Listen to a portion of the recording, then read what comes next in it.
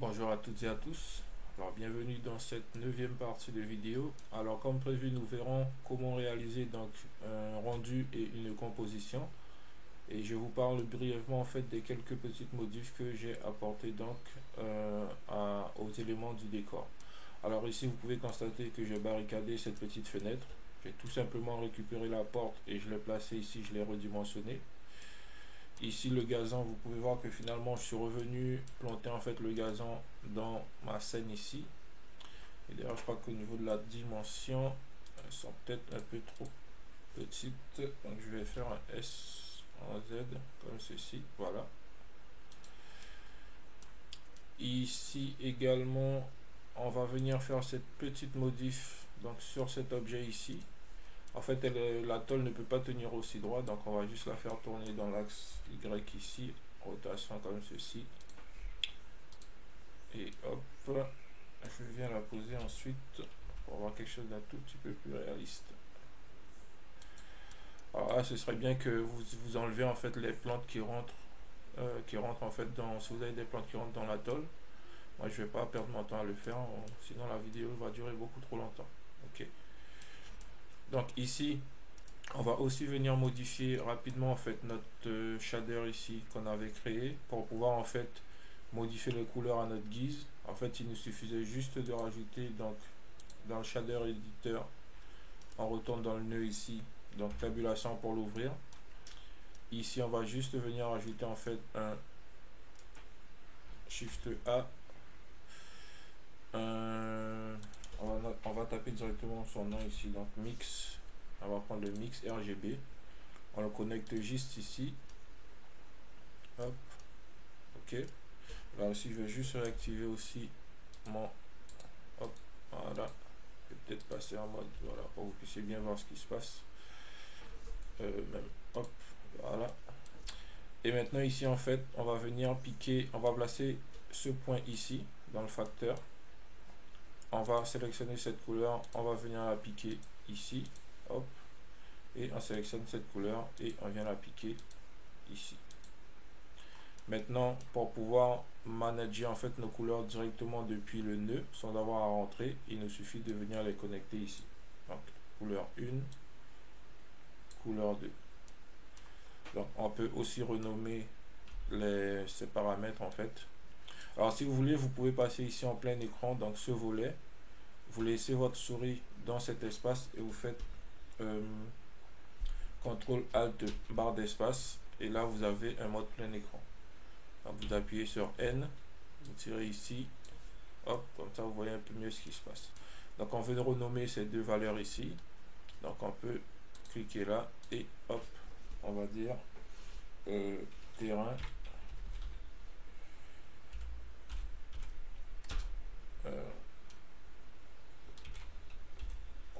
Color 1 et là hop, CTRL C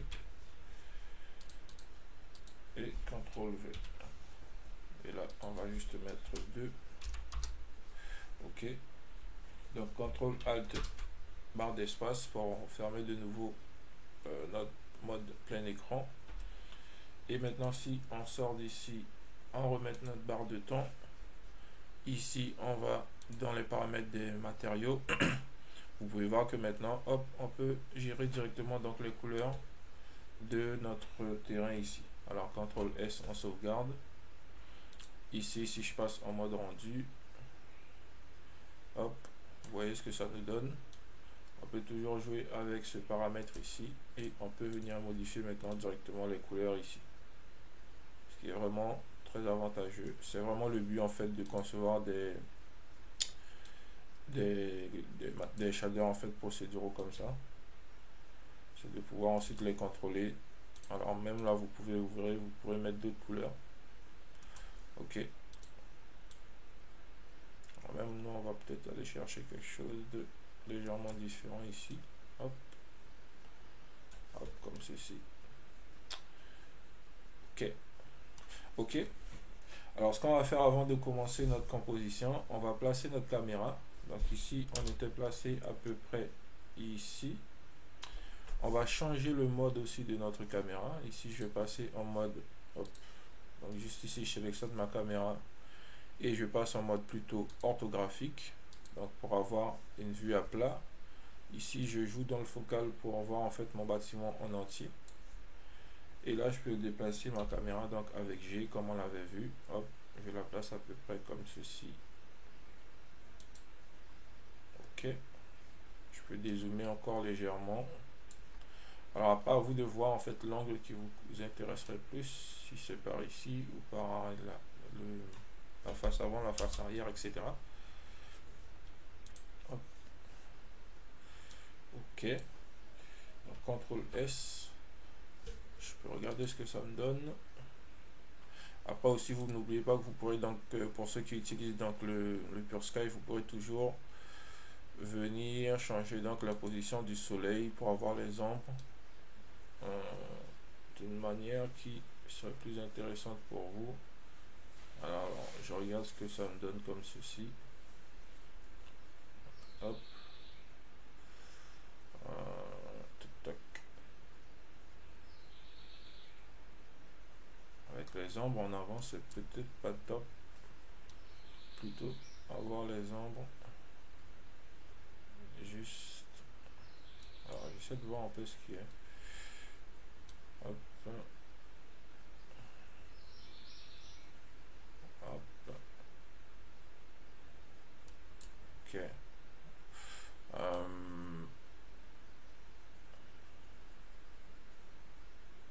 Je pense que je vais garder. Je pense que je vais garder tel quel. Si j'enlève ici l'inclinaison, ou si j'augmente un peu, hop. Ok. Je vais garder comme ceci. On va pas perdre trop de temps avec ça. Hop, hop. Ok. Maintenant, on peut lancer un rendu, un petit test. Donc F12 pour voir ce que ça nous donne. Donc voilà, ça nous donne ceci. Alors on pourrait se contenter de ça et enregistrer en fait en faisant donc pour enregistrer c'est Shift S et là vous choisissez donc la cible, vous nommez ici votre image et vous choisissez ici donc le format. Donc en général on enregistre en PNG ou JPEG, à vous de voir si vous connaissez les autres formats. Et ici si vous enregistrez une image en transparence, vous pouvez noter ici RGBA avec un fond transparent. Si vous enregistrez une image qui n'a pas de fond transparent comme on le fera ici, il vaut mieux cocher ici donc RGB. Ok, pour l'instant je n'enregistre pas, c'était juste pour vous montrer. Lorsque vous faites des rendus de test, vous avez plusieurs slots ici. Si vous voulez tester un éclairage différent, vous pouvez par exemple ici revenir choisir le slot 2 et modifier par exemple la position du soleil, et lorsque vous lancerez un nouveau rendu donc F12, alors moi ici j'ai rien changé donc vous verrez pas la différence, mais vous verrez juste que ici je peux aller vérifier ensuite dans le slot 1 la différence donc entre les deux. Ok, donc les slots servent à ça en fait, à pouvoir vérifier donc quel rendu qui vous intéresse le mieux, le plus du moins. Et donc voilà. Ok, alors notre caméra est placée. On peut aussi vérifier donc au niveau ici des paramètres de la définition en fait du rendu. En général, moi je sur Eevee, je laisse le rendu ici à 64 samples. Ici c'est le viewport, donc c'est notre rendu en fait ici en temps réel. On peut en général, je passe à 10, d'ailleurs j'ai oublié de vous le montrer. Donc ici le denoise, l'ambient occlusion, donc c'est ici on avait vu un peu, ce sont nos ombres en fait. Vous voyez ici, hop. Donc à vous de voir si vous en voulez plus ou moins. Le bloom ici, donc c'est l'effet en fait de, je sais même plus comment on l'appelle en fait, mais le bloom en fait c'est l'effet de bloom. Et donc vous pourrez aussi modifier ces paramètres ici, rajouter plus d'intensité, etc. Alors ici je vais peut-être, je vais laisser peut-être à 0.03. Ok, ces paramètres ici on va pas les toucher, on n'en a pas besoin. Alors juste pour vous montrer, aussi on peut faire un rendu en type freestyle, donc pour avoir en fait les contours du bâtiment en noir. Donc ici vous cochez freestyle.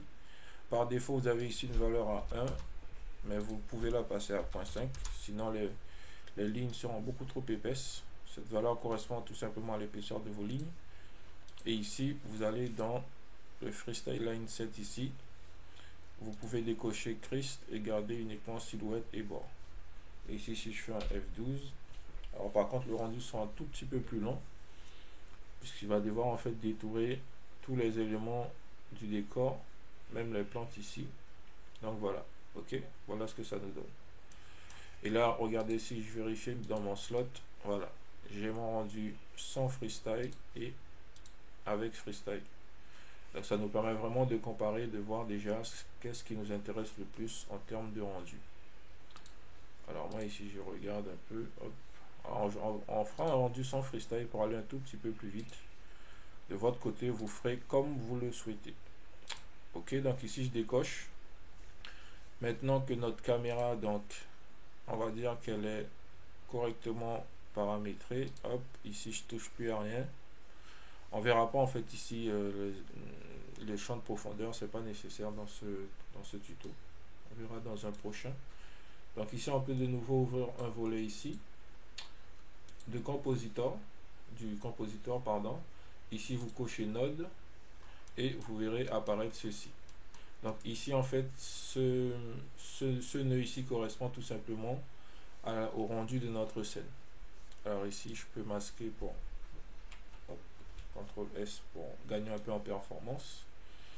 Donc ici ce nœud on va devenir le dupliquer, donc Shift D, alors mince, je supprime. En fait j'ai pas besoin de le dupliquer, je vais juste éloigner celui-ci. Je vais aller chercher donc Shift A un nœud qui s'appelle donc Viewer. Alors je vais même prendre le Split View et Shift A le nœud Viewer ici. Hop. Alors je vais connecter directement, hop, comme ceci et ici comme ceci. Maintenant je peux cocher ici backdrop, tout simplement ça me permet en fait ici d'avoir alors on va se mettre en mode plein écran, donc CTRL Alt espace. Donc une fois que j'ai lancé j'ai lancé mon rendu, ce nœud va me permettre en fait d'avoir la vue sans traitement de mon image. Et ici je connecterai en fait tous les nœuds qui conduiront donc au traitement de mon image, après le traitement de mon image. Donc ici par exemple je peux venir chercher Shift A dans les couleurs, par exemple brightness et contraste. Alors je vais le mettre ici, hop, directement, et je connecte ici. Voilà. Donc ici maintenant je peux tirer déjà un nœud que je place ici. Et maintenant regardez, si je modifie donc les contrastes, alors je sais pas si ça se voit, voilà. Alors je vais vraiment monter juste pour que vous puissiez voir. Vous voyez donc que cette zone est déjà différente de celle-ci. Donc ici c'est vraiment ce qui se passe. Alors je vais juste inverser en fait, c'est toujours mieux d'avoir, voilà. Donc là j'ai ma partie qui est composée et ma partie qui ne l'est pas, ok. Et mon rendu final en fait ce sera ceci. Donc on peut voir comme ça ce qui se passe en temps réel lorsque on compose en fait notre scène, notre rendu. Donc ici je peux faire ça, je peux dire que je veux voir un peu plus dans cette partie ou inversement dans l'autre partie, ok. Alors ici moi j'ai bien envie en fait d'incruster notre petit bâtiment ici avec un fond différent. Donc ce que je vais faire, je vais déjà dupliquer je vais plutôt faire un Shift A et je vais aller chercher un input, bouquet image. Ah non, je raconte n'importe quoi. Alors Shift A, en fait je pense que je peux dupliquer ce nœud et lui dire ici que je veux en fait Ah zut, je fais n'importe quoi. Hop, excusez-moi. Voilà. Donc en fait, je peux lui dire ici que je veux une image. Alors sinon, je vais taper image ici, donc Shift A. Donc image. Hop, voilà, c'est ce que je cherchais en fait. Ou en fait, ce que j'aurais pu faire, alors je supprime le nœud ici. Hop, je reviens en mode écran partagé. Ici, je réduis. Étant donné que j'ai ouvert en fait ici mon fichier en fait où je vais récupérer mon image, je peux tout simplement attraper l'image et la faire glisser et elle apparaîtra comme ceci. Ok. Et d'ailleurs, ce que je vais faire en fait, je vais en faire glisser quelques-uns comme ceci, et je choisirai par la suite donc celle qui m'intéresse le plus. Ok, voilà. Ok, on va se contenter de ça. Maintenant, on peut revenir en mode plein écran. Ici, pour que on puisse en fait incruster une image, remplacer en fait le fond ici de notre rendu, on doit d'abord justement venir dire en fait au moment du rendu ici à Blender que on veut un fond transparent, qu'on ne veut pas voir en fait le ciel ici. Donc ici, je coche transparent et je relance mon rendu, donc F12.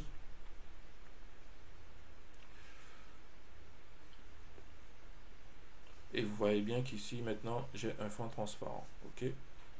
Ici je vais décocher et maintenant je vais venir faire une légère composition ici, enfin une fusion. Donc Shift A, je vais chercher un nœud alpha. Donc alpha over, je le place ici. Ouais. Ouais. Maintenant, je peux venir récupérer une de mes images ici et je les connecte ici. Ok. Alors, est-ce que ça... Hop. Alors, du coup, je ne dois plus en fait récupérer mon image ici, mais plutôt ici, pour la connecter là. Donc, on aura quand même le... Alors, je me remets en mode plein écran. Voilà. Donc, on a notre fond des deux côtés. Ok.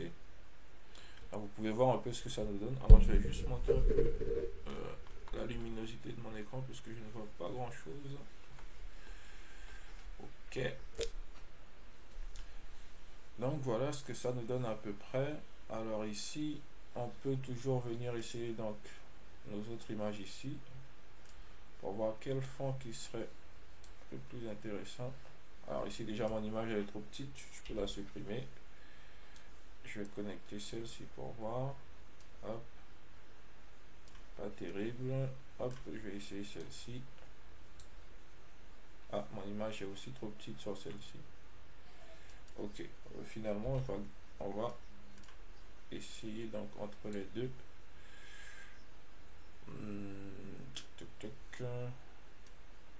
Alors celle-ci ça me donne ça et celle-ci. Je vais garder celle-ci finalement. Alors ici ce qu'on pourra faire aussi c'est que entre l'image ici et ce paramètre on peut toujours venir aussi en Shift D. Par exemple ici je mets un contrôleur de contraste. Ici je mets à 0 et ici j'augmente la luminosité par exemple. En fait ce que je vais faire, je vais descendre ici puisque c'était juste pour qu'on puisse voir un peu. Hop. On va garder un léger contraste et notre luminosité. Non, hop. Ok. Ici je vais éclaircir un tout petit peu plus le fond de mon image. Voilà, je vais dire que si je passe à 2,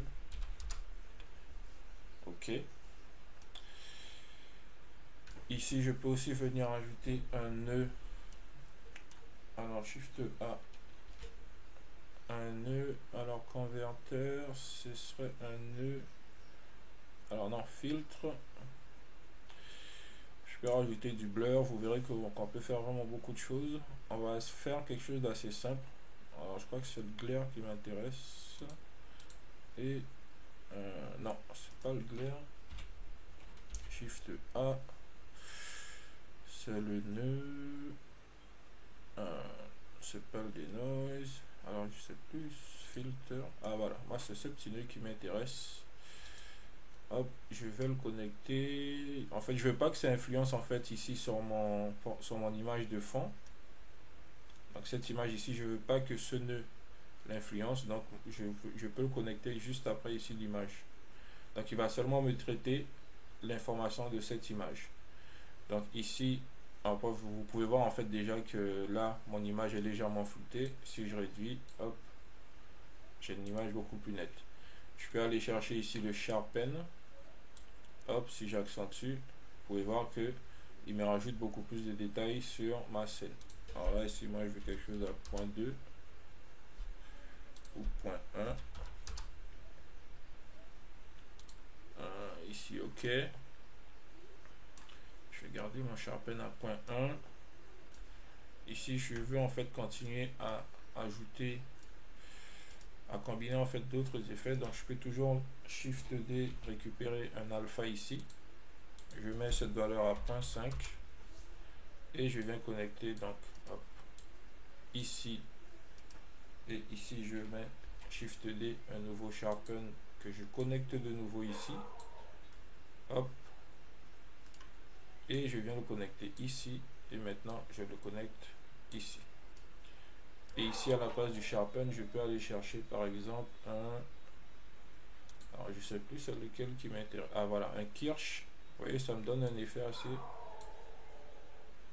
sympa. Alors c'est vraiment pour avoir quelque chose de différent, pour que vous puissiez voir que on peut ainsi composer. Alors juste, on voit ce que ça a.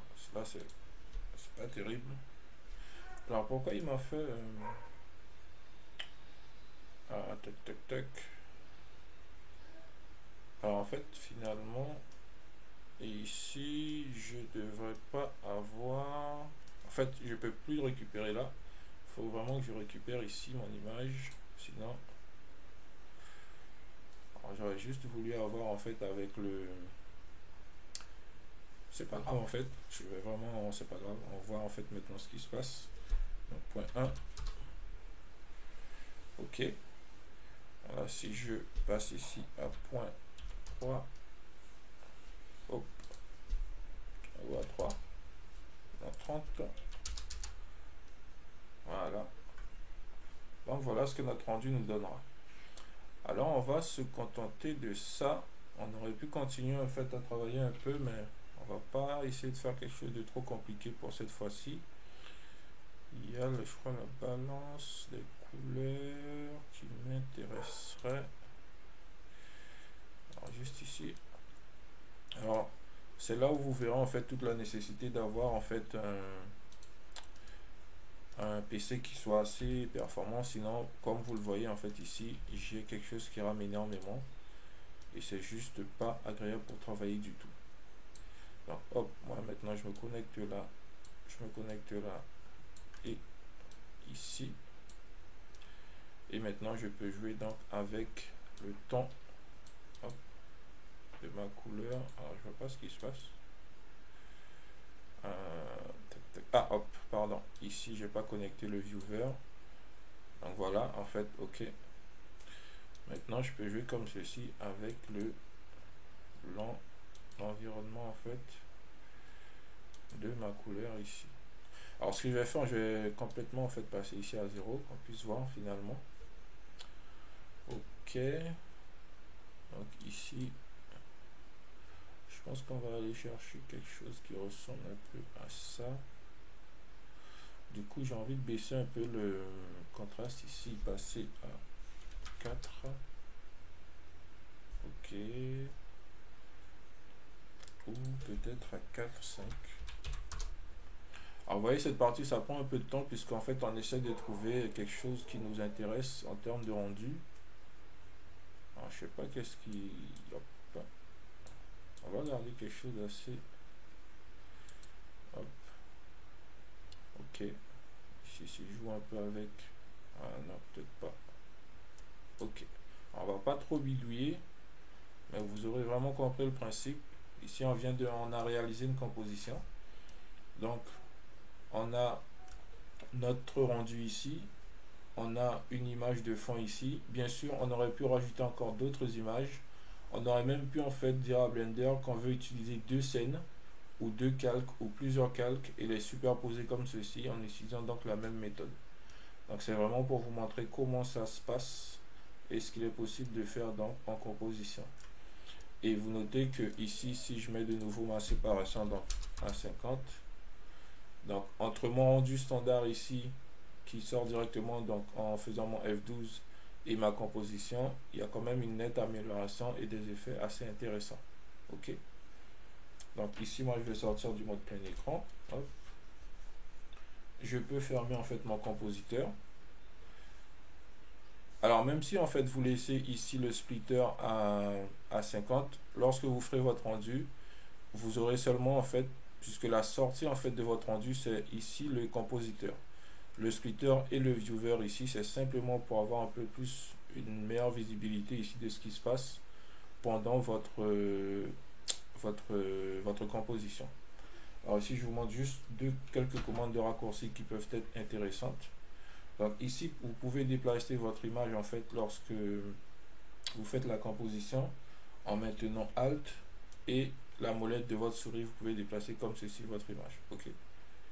Vous pouvez faire aussi appuyer sur V pour réduire votre image ou sur Alt V pour la zoomer de nouveau. Ok. Donc ce sont des commandes qui sont assez pratiques. Et ici, avec le centre de la molette, vous pouvez tout simplement réduire la taille de vos nœuds si vous avez une composition vraiment énorme en fait. D'accord. Donc ici, je vais sortir de nouveau. CTRL ALT, hop. Je relance, je peux masquer ici. Je remets ma timeline. Hop. Et je relance mon rendu F12.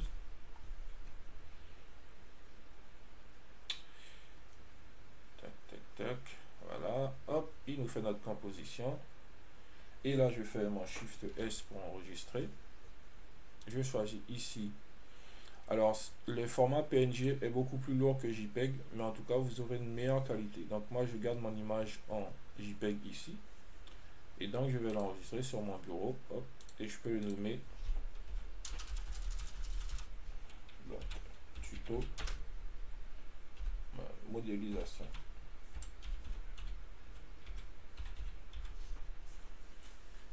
Je l'enregistre. Hop, je peux fermer ici. Ici, je peux réduire comme ceci. Et normalement, mon image est juste ici. Alors, je vais la mettre en fond d'écran. Hop, voilà. On a finalisé notre image. On a un petit rendu intéressant. Et donc, voilà ce que ça nous donne. OK. Alors, dans une prochaine vidéo, je vous montrerai en fait comment réaliser une animation assez simple pour que vous puissiez, pour vous introduire un peu à l'animation. Vous pouvez voir qu'ici, avec un tuto assez simple, on a réalisé quelque chose de vraiment très intéressant. Je vous remercie d'avoir suivi donc cette vidéo. N'hésitez vraiment pas à laisser vos commentaires, à liker cette vidéo et à la partager. Et moi, je vous dis à très bientôt pour la suite.